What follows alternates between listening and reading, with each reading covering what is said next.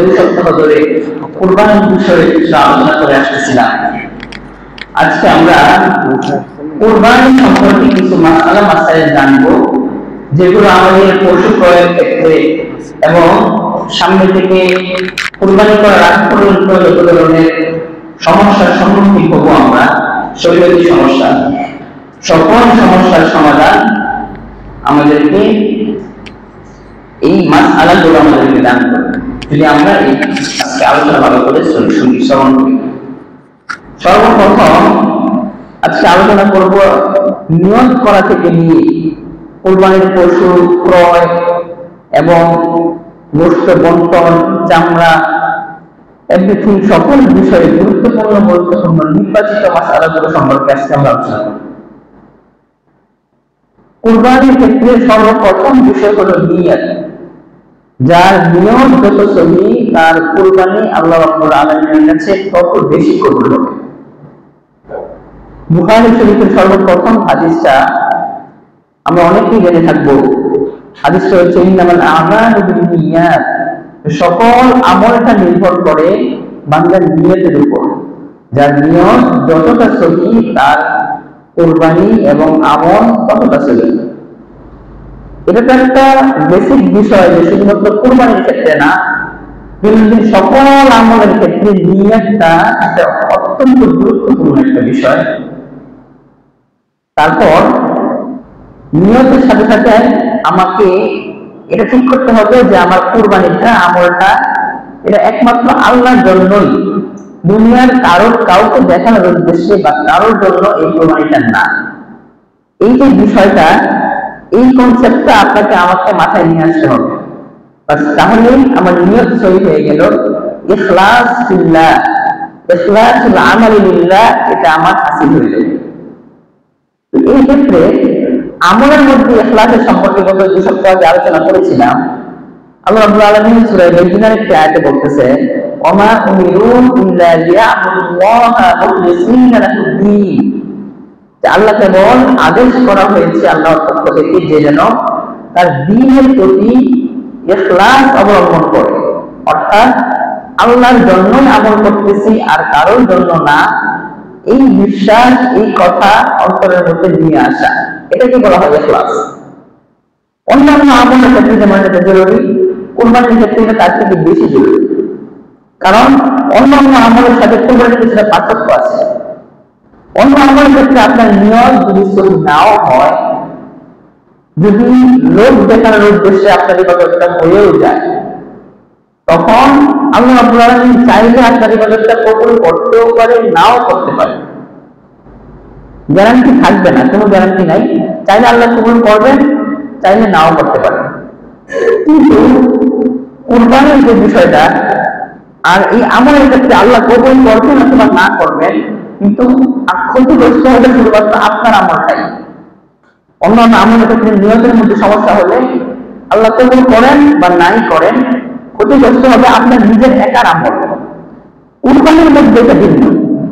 কুরবানির মধ্যে আপনারা শরীকে কুরবানি দিচ্ছেন, তো এই ক্ষেত্রে আপনার নিয়ত যদি সহি না হয়, ইখলাসুল আমালি লিল্লাহ, আল্লাহর জন্য আমলটা না হয়, তাহলে দেখা যায় ক্ষতিগ্রস্ত শুধু আপনার একার আমল হবে না, বাকি যে 6 জন আছে সবার আমল ক্ষতিগ্রস্ত হয়ে যাবে। এই জন্য বললাম, অন্যান্য আমলের থেকে নিয়ত এবং ইখলাসটা কুরবানির ক্ষেত্রে বেশি জরুরি। কারণ আপনার একার জন্য আরো 5-6 জনের ক্ষতি হয়ে যাবে, এটা তো কোনোভাবেই কাম্য নয়। এই জন্য সর্বপ্রথম আপনার নিয়তটাকে সহিশুদ্ধ করে দিতে হবে। তারপর নিয়ত এবার আমার সহিশুদ্ধ হয়ে গেল, এবার আমরা করব কোয়ালিটি গুলো দেখব। কুরবানি করার জন্য কিছু কোয়ালিটি বা কিছু ক্যাটাগরিতে আমাকে উত্তীর্ণ হতে হবে। 4টা ক্যাটাগরি এরকম শরীয়ত আমাদের জন্য নির্ধারণ করেছে। সর্বপ্রথম ক্যাটাগরি হলো, দেখবেন একজন মানুষকে সুস্থ মস্তিষ্ক সম্পন্ন হতে হবে। অসুস্থ মস্তিষ্ক ব্যক্তির উপর কুরবানির বিধান কেন? শরীয়তের কোনো বিধানই নাই। অর্থাৎ সোজা কথা বলতে গেলে পাগলের জন্য শরীয়তের কোনো বিধান নেই। পাগল শরীয়তের মুকাল্লাফ না। এই ক্ষেত্রে গায়রে আকল, অসুস্থ মস্তিষ্ক সম্পন্ন ব্যক্তির উপর শরীয়তে কোনো বিধান নাই, সেই হিসাবে কুরবানিরও কোনো বিধান নেই। যেহেতু আলহামদুলিল্লাহ আমরা সকলেই সুস্থ মস্তিষ্ক সম্পন্ন, তাহলে প্রথম ক্যাটাগরিতে আমরা উত্তীর্ণ। কুরবানির জন্য আমরা পারফেক্ট কুরবানি করতে পারবো। এবার আপনাকে আমাদের উত্তীর্ণ হবে দ্বিতীয় ক্যাটাগরিতে, সেটা হলো বালেগ, প্রাপ্তবয়স্ক। আলহামদুলিল্লাহ এই ক্যাটাগরিতে আমরা উত্তীর্ণ। তাহলে দ্বিতীয় ক্যাটাগরিতে আমরা উত্তীর্ণ হয়ে গেলাম, বাকি রইল আরো দুইটা। তৃতীয় ক্যাটাগরিটা হলো আমাকে মুসাফির না হতে হবে, অর্থাৎ সফরে নিয়ত করে কোথাও যেন না যাই, যেন আমরা আমাদের বাসার মধ্যে এলাকার মধ্যে অবস্থান করি। যদি কেউ সফরে নিয়ত করে ফেলে কোথাও যাওয়ার জন্য 48 মাইল বলা হয়, যেটাকে কিলোমিটার হিসাব করতে গেলে 78 কিলোমিটার এরকম হয়। এই 78 কিলোমিটার দূরত্ব যদি কেউ সফরের নিয়ত করে ফেলে তাহলে ওই ব্যক্তির উপর কুরবানি ওয়াজিব না। তো খেয়াল রাখতে হবে তৃতীয় ক্যাটাগরি হলো এটা, যে সফর করার নিয়ত এটাকে দূর করতে হবে, থাকার নিয়ত করতে হবে। তাহলে আলহামদুলিল্লাহ আমরা সকলে এখানে আসি, কুরবানি করার নিয়ত করে ফেলেছি, তো ওই হিসাবে আমরা তৃতীয় ক্যাটাগরিতে উত্তীর্ণ। এবার আসতে হবে চতুর্থ ক্যাটাগরি। এটা একটু ডিফিকাল্ট। যেমন সম্পদের পরিমাণ, একটা পরিমাণ নির্দিষ্ট পরিমাণ সম্পদ যদি আপনার কাছে থাকে তাহলে আপনাকে কুরবানি করতে হবে, অন্যথায় না। নেশাব পরিমাণ সম্পদ আমরা সাথে আলোচনা করেছিলাম, যাকাতের নেশাবটা আপনি করতে পারেন। এই পরিমাণ সম্পদ যদি আপনার কাছে থাকে তাহলে আপনার উপর কুরবানি ওয়াজিব হবে।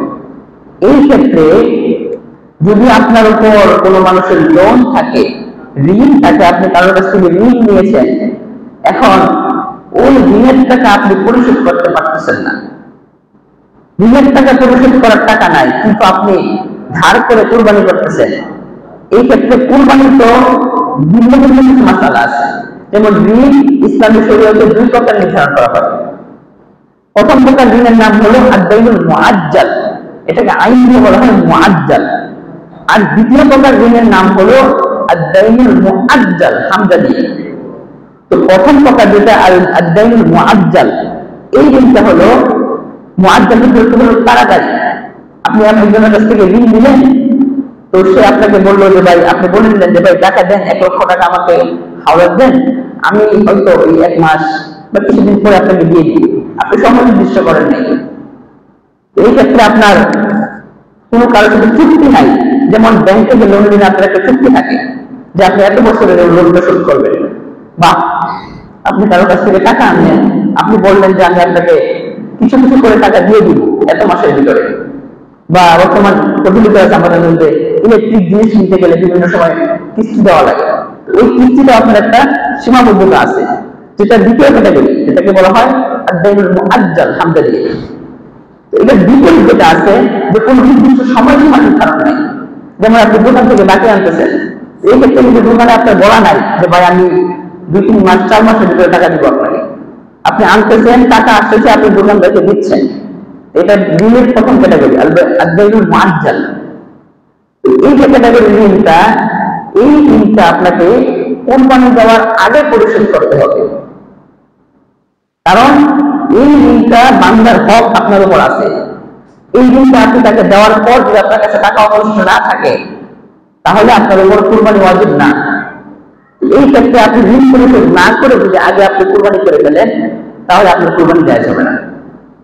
স্পষ্ট মাসালা। যদি আপনার উপর আদ-দাইনুল মুআজ্জাল এই প্রকার ঋণ থেকে থাকে, যে ঋণটা আপনি যদি দেন তাহলে ওই যে পাওনাদার ব্যক্তি তার কিছুটা ঋণ পরিশোধ হবে, মানে আপনার ঋণটা কিছুটা পরিশোধ হবে। যেমন বর্তমান সময় 20,000 টাকা কোরবানির একটা সাধারণ শরীর করলাম, তো আপনার ঋণ যদি 1 লক্ষ টাকা থাকে, এই 20,000 টাকা আপনি যদি পরিশোধ করে দেন তাহলে আপনার 20,000 টাকা ঋণ কমে গেল, 80,000 টাকা চলে আসলো। তো 80,000 টাকা 20,000 টাকা পরিশোধ করে, এটা কিন্তু অনেক বড় একটা বিষয়। তো আপনার জন্য ওয়াজিব হবে আগে ওই 20,000 টাকা পাওনাদারকে দেওয়া। পাওনাদারকে না দিয়ে আপনি যদি কুরবানি করেন আপনার সে কুরবানি আদায় হবে না, কারণ আপনার উপর হক আছে। এটা হলো প্রথম প্রকার ঋণের। এবার আছে দ্বিতীয় প্রকার, যেটা আদ-দাইনুল মুআজ্জাল। আজ্জাল শব্দের অর্থ হচ্ছে একটা নির্দিষ্ট সময়সীমা। ব্যাংক লোন বা আপনি যে কোনো কারণে লোন নিলেন, ব্যাংক থেকে লোন নেওয়ার পর আপনাকে চুক্তি দেওয়া হয় যে এত মাসের ভিতরে আপনি ঋণটা পরিশোধ করবেন। ইলেকট্রিক জিনিস কিনতে গেলে আপনাকে চুক্তি করা হয় যে এতদিনের মধ্যে আপনি সেই কিস্তিতে চুক্তিটা পূরণ করবেন, টাকাটা পরিশোধ করবেন। এই সমস্ত ক্ষেত্রে এটাকে পরিপূর্ণ ঋণ হিসাবে ধরা হয় না। এই ক্ষেত্রে আপনি যদি কুরবানি করে ফেলেন, ঋণ পরিশোধ না করে আপনার কুরবানি আদায় হয়ে যাবে, কোনো সমস্যা নেই। এটা হলো সক্ষমতা। এরকম সক্ষমতা যদি আপনার কাছে থাকে, চতুর্থ ক্যাটাগরিতে আপনি উত্তীর্ণ হয়ে যাবেন। এইবার আপনার উপর কুরবানি পরিপূর্ণ ওয়াজিব। এবার আপনি কুরবানি করবেন। বাস আপনার কুরবানির ক্ষেত্রে কোয়ালিটিগুলো আপনার চলে আসছে। এখন আপনাকে দেখতে হবে শরীক কিভাবে মিলাবেন। তো শরীক মিলানোর ব্যাপারে আমরা সকলেই জানি। আল্লাহ রাসূল সাল্লাল্লাহু আলাইহি ওয়াসাল্লামের ছোট হাদিস আছে, সাহাবী বলতেছেন যে আমরা রাসূলের সাথে একটি উটের মধ্যে 7টি ভাগে দিয়েছি। তো ফুকাহায়ে কেরাম বলেছেন মহিষ, গরু, এই 3 ক্যাটাগরির প্রাণীর মধ্যে 7টা ভাগে কুরবানি করা যায়। 1 থেকে নিয়ে 7 ভাগ পর্যন্ত যতভাবে আপনার ইচ্ছা তত করে কুরবানি করতে পারবেন। ছাগলের মধ্যে দুম্বা, ভেড়া 1 ভাগে কুরবানি করা যায়।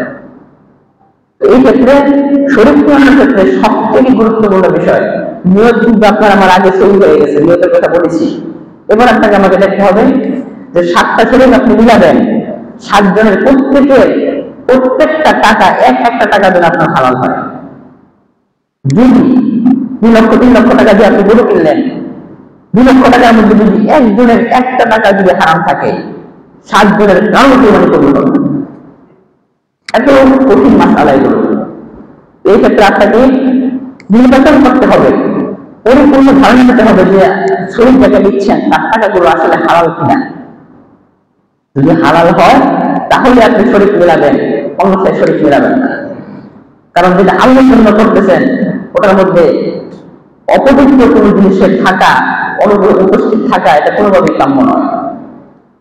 দশা হয় 10 লিটার দুধের মধ্যে 1 ফোঁটা গোবর যদি পড়ে যায়, যে একটা অবস্থা হবে আপনার যেরকম মাইন্ড কাজ করবে যেন এটা খাবো না, ঠিক ওরকম ভাবে তার থেকে নিকৃষ্ট হলো 1 টাকা হারাম টাকা, এই 2-3 লক্ষ টাকার মধ্যে। এই জন্য শরীক মিলানোর ক্ষেত্রে খুব সতর্কতা অবলম্বন করা। এই জন্য শরীক মিলালেন, শরীক মিলানো শেষ, এবার হাটে গেলেন গরু কেনার জন্য। এবার গরুর মধ্যে কিছু কিছু কোয়ালিটি আপনাকে খুঁজতে হবে। আল্লাহ হাদিস সাল্লাল্লাহু আলাইহি ওয়াসাল্লাম থেকে হাদিস বর্ণিত আছে, আল্লাহ হাদিস সাল্লাল্লাহু আলাইহি ওয়াসাল্লামের হাদিস একজন সাহাবী বর্ণনা করেছেন। তিনি বলতেছেন যে কানা রাসূলুল্লাহ সাল্লাল্লাহু আলাইহি ওয়াসাল্লাম ইযা দাহা, যখন রাসূল কুরবানি করার জন্য ইচ্ছা করতেন তখন তিনি নির্বাচন করতেন, ইশতারা ক্রয় করতেন কাবশাইনি, 2টা দুম্বা। এবার বলতেছে দুমগুলো সামিনাইনি, সামিন অর্থ হলো মোটা তাজা হৃষ্টপুষ্ট, আকরানাইনি, 2টা শিং বিশিষ্ট, আমলাহাইনি, আমলাহাইনি যেটা আমরা লাবণী যেটাকে বলা হয়, অর্থাৎ চর্বিযুক্ত, দেখতে সুন্দর লাগে এরকম 2টা দুম্বা আল্লাহ রাসূল ক্রয় করতেন কুরবানি করার জন্য। এই হাদিস অনুযায়ী কুরবানি করার জন্য আমাকে পশু ক্রয় করতে হবে হৃষ্টপুষ্ট, মোটা তাজা। এই ক্ষেত্রে আর একটা বিষয় খেয়াল রাখতে হবে যে দোষ ত্রুটি থেকে মুক্ত, সর্বপ্রকার দোষ ত্রুটি থেকে মুক্ত। কিরকম? যেমন পশু কিনতে গেলেন, কিছুটা কম দাম খোঁজার জন্য আপনি গিয়ে দেখলেন যে একটা পশু এরকম আছে কিছুটা খোঁড়া, বেশি একটা ভালো করে হাঁটতে পারে না, খুঁড়িয়ে খুঁড়িয়ে হাঁটে।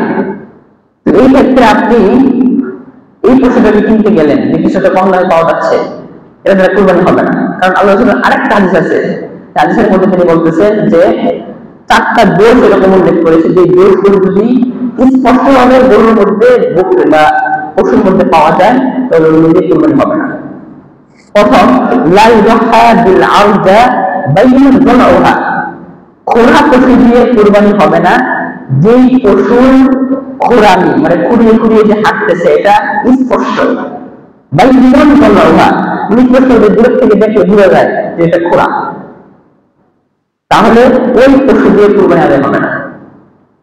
দ্বিতীয় হবে ওয়ালাদিন আওরা বাইয়ুন আওয়ারুহা, অন্ধ, একটা চোখ যদি পুরোপুরি অন্ধ হয়, একটা চোখ যদি পুরোপুরি অন্ধ হয় কোনো পশু, তাহলে কুরবানি হবে না। যদি একটা চোখ পুরোপুরি অন্ধ না হয়, কিছুটা ঝাঁকড়ে রেখে দেখে চোখে, অল্প অল্প দেখে চোখটা অল্প একটু খোলা, তাহলে ওই পশু দিয়ে কুরবানি হয়ে যাবে। কিন্তু একটা চোখ যদি পুরোপুরি অন্ধ থাকে তাহলে সেই পশু দিয়ে কুরবানি হবে না। তারপরে গেল দুটো, তারপর 3 নম্বরে হলো ওয়ালাদিল মারিদ বাইয়িনুল মারদুহা, অসুস্থ প্রাণী যেটার অসুস্থতা স্পষ্ট। এমন কোন ধরনের অসুস্থ হয়েছে যেমন শরীরের মধ্যে কি বলে গোটা হয়েছে বা দেখা যায়, যে অসুস্থতা স্পষ্টভাবে দেখা যায় যে এই প্রাণীটা অসুস্থ, স্পষ্টভাবে দেখা যাওয়া প্রাণী অসুস্থ প্রাণী দিয়ে কুরবানি আদায় হবে। এবং আর একটা বলতেছে ওয়ালাদিল আজফা লা ইউনফা, আজফা বলা হয় জীর্ণকায়, একেবারে জীর্ণ শীর্ণ চিকন চাকন, সেই পশু দিয়ে কুরবানি আদায় হবে না। যে পশুর মধ্যে কোন চর্বির পাওয়া যায় না, একদম জীর্ণ শীর্ণ শুকায় গেছে, হাড্ডি বের হয়ে গেছে, এরকম প্রাণী দিয়েও কুরবানি আদায় হবে না। এই ক্ষেত্রে গিয়ে দেখলেন যে কুরবানির পশু একটা পাওয়া গেছে যার কান কিছুটা কাটা বা লেজ কিছুটা কাটা। এখানে ফুকাহায়ে বলতেছেন যে লেজ এবং কানের ক্ষেত্রে যদি অর্ধেক বা তার থেকে বেশি কাটা থাকে, কোন পশুর কান অথবা লেজ যদি অর্ধেক পুরা কাটা বা অর্ধেকের বেশি কাটা, ওটা দিয়ে কুরবানি আদায় হবে না। যদি দেখেন 4/1 ভাগ কান কাটা বা 4/1 ভাগ লেজ কাটা, তাহলে ওটা দিয়ে কুরবানি আদায় হয়ে যাবে, কোনো সমস্যা নেই। এইগুলো কোয়ালিটি। শিং, যদি কোনো কোরবানির পশু দেখেন শিংটা ছিল কিন্তু ভাঙ্গা, এমন ভাবে ভাঙছে যে একদম গোড়া থেকে ভেঙে আসছে। শিংটা গোড়া থেকে ভাঙার কারণে দেখা যায় গরুর বা পশুর মস্তিষ্কের মধ্যে মগজের মধ্যে কোনো সমস্যা হয়ে গেছে, আঘাত লাগছে, ওটা দিয়ে কুরবানি হবে না। কিন্তু যদি এমন ভাবে আছে যে শিং উঠা নাই, তো শিং যার উঠা না ওই পানি দিয়ে কুরবানি হবে। আবার যে পশুর শিং অর্ধেকের মধ্যে ভাঙছে, গোড়া থেকে না, আগা ভাঙছে বা মাঝখান থেকে অর্ধেকে ভেঙে গেছে, ওটা দিয়ে কুরবানি হয়ে যাবে, কোনো সমস্যা নেই। এবার গর্ভবতী পশু, অনেক সময় দেখা যায় গ্রাম থেকে কিছু গাড়ি আসে যেগুলো গর্ভবতী থাকে, গর্ভবতী পশু দিয়েও কুরবানি হবে, কুরবানি করলে কুরবানি হবে। এবার গর্ভপাতের পর সেই বাছুরটা কি করতে হবে, এটা আসলে পরে আসছে। গর্ভবতী পশু যদি পান কিনলে সেটা দিয়ে কুরবানি দিলে কুরবানি আদায় হয়ে যায়। এই হলো পশুর কোয়ালিটি। এগুলোর মধ্যে যদি পশু আপনি পান সব দিক থেকে পারফেক্ট, বা যে মশলাগুলো বললাম এগুলো যদি পান, সেই পশু দিয়ে আসলে সেটা দিয়ে কুরবানি আদায় হয়ে যাবে। এইগুলো পশু ক্রয় করা শেষ। এবার পশু নিয়ে আসলেন, নিয়ে আসার পর এখানে তো আমাদের এখানে ওরকম ভয় নাই, কিন্তু গ্রামাঞ্চলে ভয় আছে। তারপরেও মশলাটা বলা যে কুরবানির পশু আপনি এক জায়গায় রাখলেন, সেখান থেকে পশু বেঁধে খুলে নিজে নিজে এক জায়গায় চলে গেল, হারায় গেছে অথবা চুরি হয়ে গেছে। এই ক্ষেত্রে ধনী ব্যক্তি যে, সচ্ছল ব্যক্তি যে, যার আরেকটা পশু কেনার সামর্থ্য আছে, ওই ব্যক্তির উপর ওয়াজিব হবে প্রথম পশু হারিয়ে যাওয়ার পর দ্বিতীয় আরেকটা পশু কিনে কুরবানি করা। এখন প্রথম পশু কিনে চুরি হয়ে গেল, দ্বিতীয় পশু ক্রয় করছে কুরবানি করার জন্য, ক্রয় করার পর দেখে প্রথম পশু আবার ফিরে আসছে, এরকম কিন্তু হতে পারে। ফুকাহায়ে কেরাম প্রত্যেকটা সম্ভাবনা থেকে মাসআলা বের করেছে, একটা থেকে একটা সম্ভাবনা কম না। তো প্রথম পশু আবার ফিরে আসছে, এখন ধনী ব্যক্তির জন্য উচিত হবে সে যে কোনো একটা, আগেরটা হোক পরেরটা হোক, যে কোনো একটা কুরবানি করলে তার কুরবানি আদায় হয়ে যাবে। এখন আরো এক ব্যক্তি, বললাম ঋণগ্রস্ত ব্যক্তি ছিল, ওই ব্যক্তি ঠিকই কুরবানির পশু ক্রয় করছে, তার উপর কিন্তু কুরবানি ওয়াজিব ছিল না, তারপরও গরিব ব্যক্তি কুরবানির পশু ক্রয় করেছে কুরবানি করার জন্য, তার উপর কুরবানি করে কুরবানি আদায় হবে, কুরবানি আদায় হবে। তো এই ক্ষেত্রে সে একটা পশু ক্রয় করেছে, ক্রয় করে সেই ব্যক্তি কুরবানির পশু রাখছে, তার পশু চুরি হয়ে গেছে অথবা হারিয়ে গেছে। এখন ওই ব্যক্তি বলতেছে এটা সব করে কিনলাম, আরো একটা পশু আমি কিনবো কুরবানির জন্য। এখন ওই গরিব ব্যক্তি আরো একটা পশু ক্রয় করেছে, দুইটাই কিন্তু তার উপর ওয়াজিব ছিল না, সে কিন্তু নিজের ইচ্ছায় ক্রয় করেছে। এখন দ্বিতীয় পশু গরিব ব্যক্তি ক্রয় করার পর প্রথম পশু ফিরে আসছে, ফুকাহায়ে কেরাম বলতেছে যে ওই ব্যক্তি অনুমতি করেছে তার জন্য প্রথমটাও দ্বিতীয়টা দুটো একসাথে কুরবানি করা তার জন্য। এই ছিল চুরি হওয়ার ব্যাপারে মাসআলা। গেল এটা, আমাদের এখানে এটা দরকার নেই। এবার আসলো কুরবানির দিন বা কুরবানির যখন আসলে পশু নিয়ে আসছে, এখানে নিয়ে আসার পর কুরবানির পশু সমস্ত গরম পোষণ খাবার দাবার যা আছে সবকিছু আমার দায়িত্ব, যেন কোনো প্রকার কষ্ট না হয় কুরবানির পশু। তার থেকে কোনো ধরনের ফায়দাও নেওয়া যাবে না, কোনো উপকার নেওয়া যাবে না কুরবানির পশু থেকে। যেমন ভেড়া হলে পশম, ভেড়ার পশম নেওয়া, পশম দিয়ে উপকৃত হওয়া, এটা জায়েজ নেই। তারপর গরুর যদি গাভী হয়, সেটা দুধ থাকে, সেই দুধ খাওয়া মালিকের জন্য জায়েজ নেই। চেষ্টা করা যদি দুধ থাকে ঠান্ডা পানি দিয়ে দুধটা না দোহানো, কিন্তু যদি অবস্থা এমন হয়ে যাবে না দুধ দোহাতেই হবে, তাহলে দুধটা দোহানোর পর গরিবকে সত্য করে দিতে হবে, মালিকের খাওয়া যাবে না। এই হলো কুরবানির পশু ছাড়া কোন ধরনের উপকার ফায়দা এর থেকে নেওয়া যাবে না, এটা জায়েজ নেই। এইবার বলে কুরবানির পশু নিয়ে আসলাম, ক্রয় করলাম, রাখলাম, খাবার দাবার খাওয়াইলাম, এবার কুরবানির দিন চলে আসলো, ঈদের দিন। ঈদের নামাজ পড়ার আগে কুরবানির পশু জবাই করলে কুরবানি আদায় হবে না, সাধারণ জবাই হয়ে যাবে। অর্থাৎ যে জবাই করে কেউ সাধারণ জবাই হিসেবে গণ্য হবে, কুরবানি আদায় হবে না। ঈদের নামাজ শেষ করার পর জবাই করতে হবে, এটাই হলো কোথায় কেন মাসালা। এবার পশুগুলি আমি জবাই করতে গেলাম, এখন খুব ভালো করে খেয়াল রাখতে হবে যেন যে মালিক সে তুমি জবাই করা সব থেকে বেশি উত্তম। যদি তিনি জবাই করতে পারেন তাহলে অবশ্যই তিনি জবাই করবেন। মালিকের জবাইয়ের ক্ষেত্রে সব থেকে বেশি খেয়াল রাখা যে পশুর জবাই করার ক্ষেত্রে যেন দোয়া আল্লাহর নাম নিয়ে যেন পশুর জবাই করা হয়, এটা অনেক কিছু গুরুত্ব দেওয়া আছে কোরআন শরীফে। বিভিন্ন আয়াত এরকম আসছে, একটা আয়াত এরকম আসছে যে ওয়ালা তাকুলু মিম্মা লাম ইউযকার ইসমুল্লাহি আলাইহি, যে পশুর উপর আল্লাহর নাম নেওয়া হয় নাই সেটা তোমরা খেও না।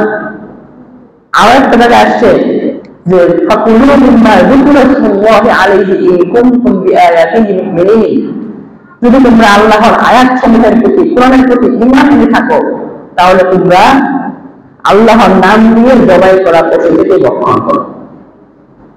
তো এই ক্ষেত্রে খুব বেশি খেয়াল রাখতে হবে যেন আল্লাহর নাম নিয়ে পশুটা জবাই করা হয়। হাদিসে বলল দোয়া আছে, সুন্দর একটা দোয়া আছে, ইন্নী ওয়াজজাহতু ওয়াজহিয়া লিল্লাযী ফাতারাস সামাওয়াতি ওয়াল আরদা হানিফাও ওয়া মা আনা মিনাল মুশরিকিন ওয়া আনা মিনাল মুসলিমিন। তারপর আসছে ইন্না লা শারীকা লাহু ওয়া লিযালিকা ওয়া উমিরতু ওয়া আনা আউওয়ালুল মুসলিমিন। তারপর এটা বলে বিসমিল্লাহি আল্লাহু আকবার বলে কুরবানি করা। এটা পুরোটা বড় জরুরি না, শুধু বিসমিল্লাহি আল্লাহু আকবার বলে যদি কেউ জবাই করে তাহলে জবাই তার কুরবানি সহি হয়ে যাবে। এবার দোয়া পড়লাম, ছুরি চালাইলাম, ছুরি চালানোর পর দেখতে হবে যে কোনো পশুর 4টা রগ কাটলে সেই পশুটা খাওয়া যায়। 4টা রগের 3টা রগে যদি কাটে তারপরও খাওয়া যায় হবে, 3টার কম যদি রগ কাটে তাহলে জবাই করার সময় তাহলে সেই পশু খাওয়া যায় হবে না, সেটা মৃত পশু বলে গণ্য হবে, আর মৃত পশু ইসলাম খাওয়া হয়। 4টা রগ, একটা হলো শ্বাস নালী, একটা হলো খাদ্য নালী, এই 2টা রগ, আর হলো 2 পাশে 2টা সাহারক। সাহারক যেটা যেটা সম্পর্কে আল্লাহ রাব্বুল আলামিন একটা আয়াত আছে, আল্লাহ বলতেছেন ওয়ালাকাদ খালাকাল ইনসানা, যে আমি মানুষকে সৃষ্টি করেছি, ওয়ানা আলামু মা তুওয়াসওয়াসু বিহি নাফসু, মানুষের অন্তরে যা জিনিস ঢোকা দেয় সেই ওয়াসওয়াসা ঢোকা সম্পর্কেও আমি অবগত, আল্লাহ বলতেছেন। তারপরে আল্লাহ বলতেছেন ওয়ানাহনু আকরাবু ইলাইহি মিন হাবলিল ওয়ারিদ, কেননা আমি মানুষের, এটাকে বলা হয় সাহারক, মানুষের সাহারকের থেকেও বেশি নিকটবর্তী, আল্লাহ এখানে বলতেছে কোরআনে কারীমে।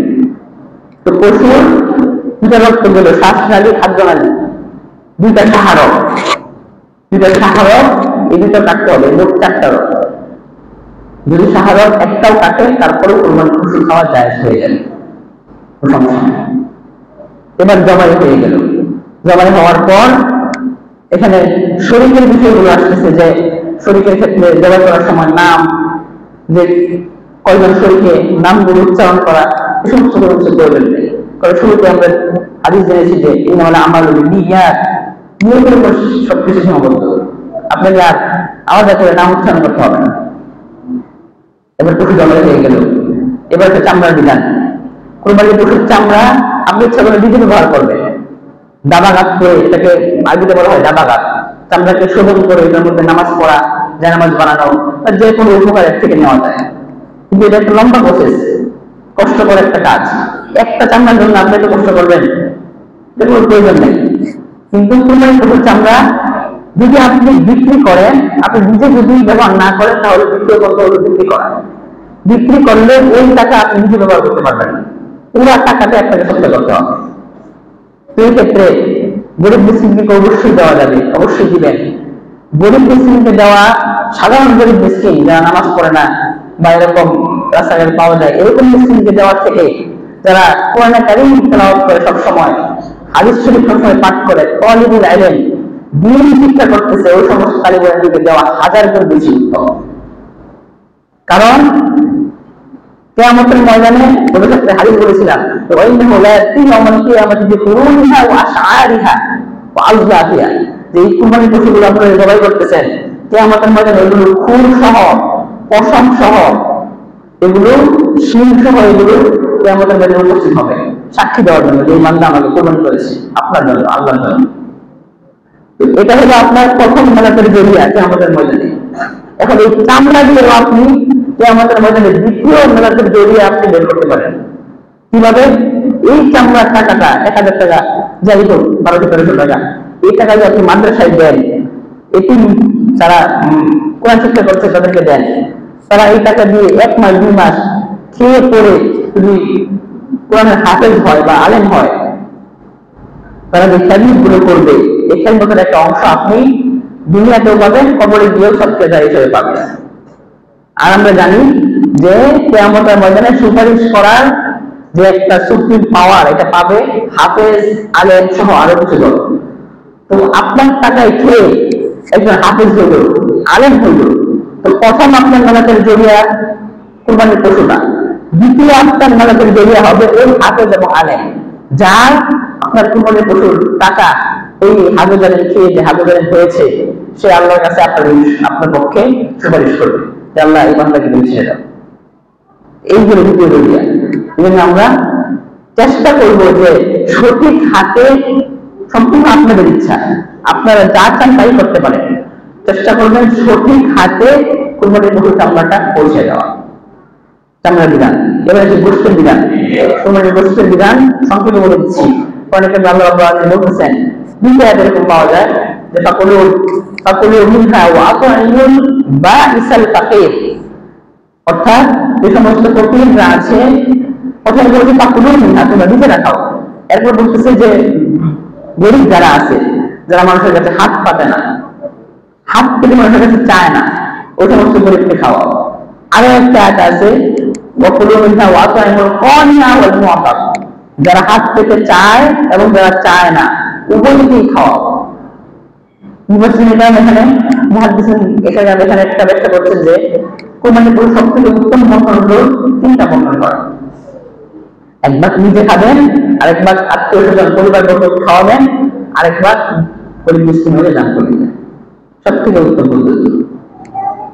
তো এই ক্ষেত্রে গোশত আমি নিয়ে আসলাম, গোশত কুরবানি জবাই করার পর সর্বশেষ যেটা গোশত বন্টন, এটা আমার হয়ে গেল। তো এই ক্ষেত্রে কুরবানির যে যতগুলো মাসআলা আছে পরিপূর্ণ, তো কুরবানির মাসআলাগুলো আমাদের শেষ হয়ে গেল।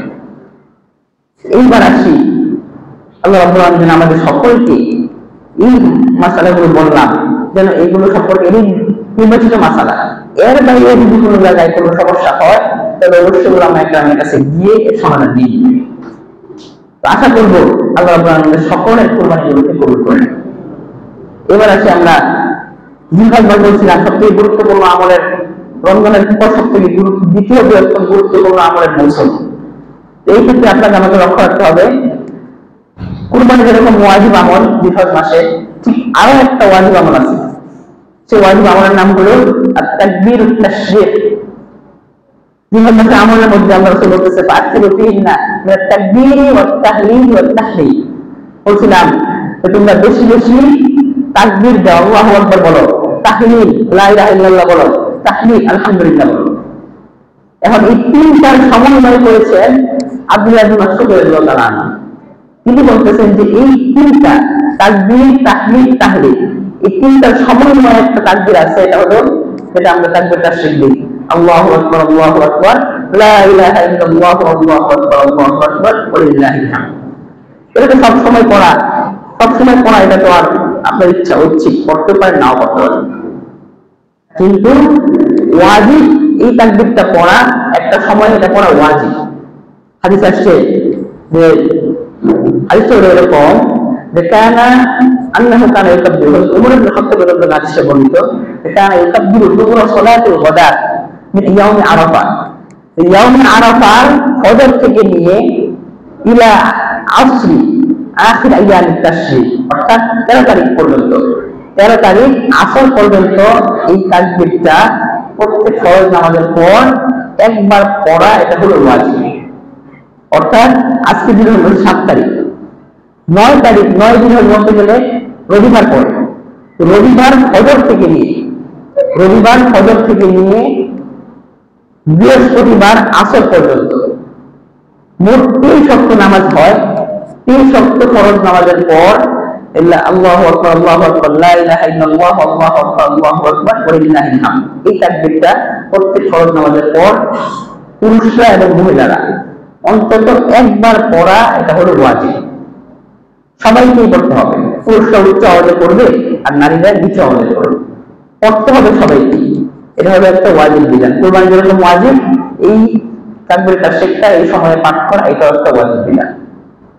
এবার হলো তাকবীর তাশরিক। এবার যেহেতু এটা আমাদের শেষ জুমা হিসাবে সামনে তো আমাদের ঈদ, এর মাঝখানে কোনো জুমা নাই বা আমাদের কোনো জমায়েত হওয়ার কোনো অপশন নেই। তো এই ক্ষেত্রে ঈদের কিছু সুন্নাহ আমরা জেনে নিই। ঈদের সুন্নাহগুলো হলো, এইগুলো আমাদের সবগুলো জানা, তারপরে একটু তাকরার করা, মুযাকারা বলা হয়, যেগুলো আমাদের জানা আছে কিন্তু এটাকে আরো একবার রিভাইজ দেওয়া, যেন আমরা স্মরণে চলে আসে আবার। প্রথমত আমরা সকলে চেষ্টা করবো ফজরের নামাজটা জামাতের সাথে আদায় করা ঈদের দিন, কারণ এটা অত্যন্ত গুরুত্বপূর্ণ একটা আমল। ঈদের দিনে ফজরের নামাজ জামাতের সাথে আদায় করে, আল্লাহ রাসূল বলতেছে, যখন দুনিয়া ফিতনায় ঘিরে যাবে, ওই ফিতনায় যেমন আল্লাহ রাব্বুল আলামিন ওই ফজর আদায়কারী ব্যক্তির খরচ আল্লাহ নিরাপদ রাখবে। এই জন্য ফজরের নামাজ গুরুত্ব সহকারে আদায় করা। তারপর দ্বিতীয়তে উত্তম কাপড়, গোসল করা, মিসওয়াক করা, এগুলো সম্বন্ধে একটা আলাদা আলাদা সুন্নাহ। গোসল করবেন, অথবা মিসওয়াক করবেন, গোসল করবেন, উত্তম কাপড় পরিধান করবেন, সুগন্ধি ব্যবহার করবেন, এগুলো কিন্তু আলাদা আলাদা সুন্নাহ। একসাথে বলে দিচ্ছি, সময় কম। সুগন্ধি ব্যবহার করার পর ঈদগাহে আসার পূর্বে কোনো কিছু না খাওয়া, এটা হলো কুরবানির ঈদের একটা সম্পূর্ণ সুন্নাহ। আল্লাহ হাবিবের হাদিস, তো এই কারণে ইয়াউমান নাহরি লাম ইয়াকুল হাত্তা ইয়াযবাহা, যে আল্লাহ হাবিব যখন কুরবানির ঈদে আসতেন তখন কুরবানির ঈদের সকালে ঈদের নামাজ পড়তে বের হতেন, কিছু খেতেন না, একদম জবাই করার পর সেই জবাইয়ের গোশত দিয়ে সর্বপ্রথম দিনের প্রথম খাবারটা তিনি গ্রহণ করতেন। এটা সুন্নাত। সম্ভব না হলে কোনো সমস্যা নাই। তো এই ক্ষেত্রে চেষ্টা করবো কমপক্ষে ঈদের নামাজ শেষ হওয়ার আগ পর্যন্ত, অর্থাৎ সকালে আসার পূর্বে কোনো কিছু না খাওয়া, ঈদের নামাজ পড়ে গিয়ে বাসায় গিয়ে খাওয়া, একটা সুন্নাত হয়ে যাবে।